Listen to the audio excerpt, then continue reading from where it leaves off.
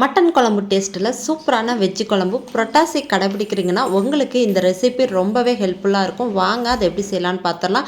அதுக்கு தேவையான பொருள்னால் வெங்காயம், முள்ளங்கி, மஷ்ரூம், உருளைக்கிழங்கு எல்லாத்தையும் நான் கட் பண்ணி எடுத்துட்டேன். குக்கர் வச்சுட்டு அதில் தேவையான அளவு எண்ணெய் சேர்த்துக்கோங்க. அது கூட கொஞ்சமாக சோம்பு, அதுக்கப்புறம் பட்டை, கிராம்பு, கல்பாசி சேர்த்துக்கோங்க. நல்லா பொரிஞ்சதுக்கப்புறம் கட் பண்ணி வச்சுருக்கிற 2 வெங்காயம் சேர்த்து நல்லா வதக்கி விட்டுறலாம். வெங்காயம் நல்லா பொன்னிறமாக வதங்கட்டும்.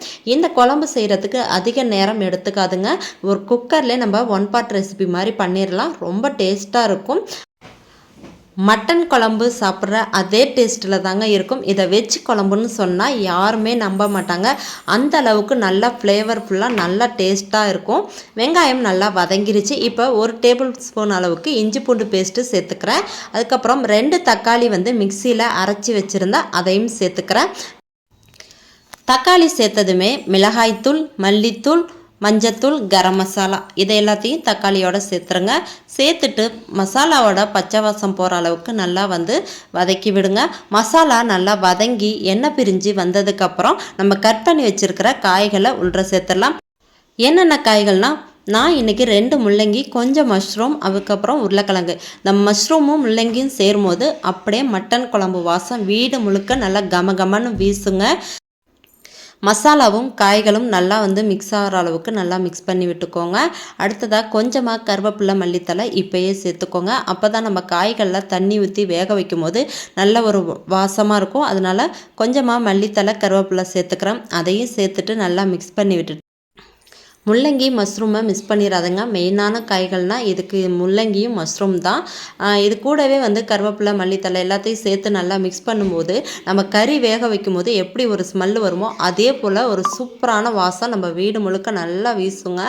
அந்த முள்ளங்கியை சாப்பிட்றதுக்கும் மட்டன் குழம்புல இருக்கிற முள்ளங்கியை சாப்பிட்ற மாதிரியே அந்த அளவுக்கு டேஸ்ட்டாக இருக்கும். எல்லாத்தையும் நல்லா மிக்ஸ் பண்ணி விட்டுட்டு இப்போ குழம்புக்கு தேவையான அளவு தண்ணியை நம்ம சேர்த்துக்கலாம். மிளகாய்த்தூள், மல்லித்தூளை நீங்கள் தனித்தனியாக சேர்க்காமல் உங்கள்கிட்ட குழம்புத்தூள் இருந்தால் கூட நீங்கள் குழம்புத்தூளை சேர்த்துக்கோங்க. அது கூடவே கொஞ்சமாக கரம் மசாலாவும் சேர்த்து நல்லா மிக்ஸ் பண்ணி விட்டுட்டு தண்ணியை சேர்த்துட்டு குக்கரை மூடி நல்லா 1 விசில் விட்டு வேக வச்சு எடுத்துக்கலாம். இப்போ குழம்புக்கு தேவையான அளவு உப்பு சேர்த்துக்கிறேன். உப்பு சேர்த்ததுமே குக்கரை மூடி நல்லா 1 விசில் நல்லா விட்டு எடுத்துக்கலாம்.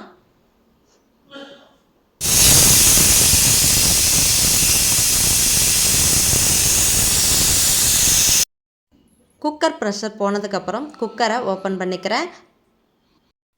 திரும்பவும் அடுப்பை பற்ற வச்சு குழம்பு நல்லா கொதிக்கட்டும். குழம்பு கொதிக்கும் போது நம்ம தேங்காய் கொஞ்சமாக அரைச்சி எடுத்துக்கிறேன். குழம்பு நல்லா கொதித்ததுக்கப்புறம் நம்ம அரைச்சி வச்சுருக்கிற தேங்காவை இப்போ சேர்த்துக்கிறேங்க.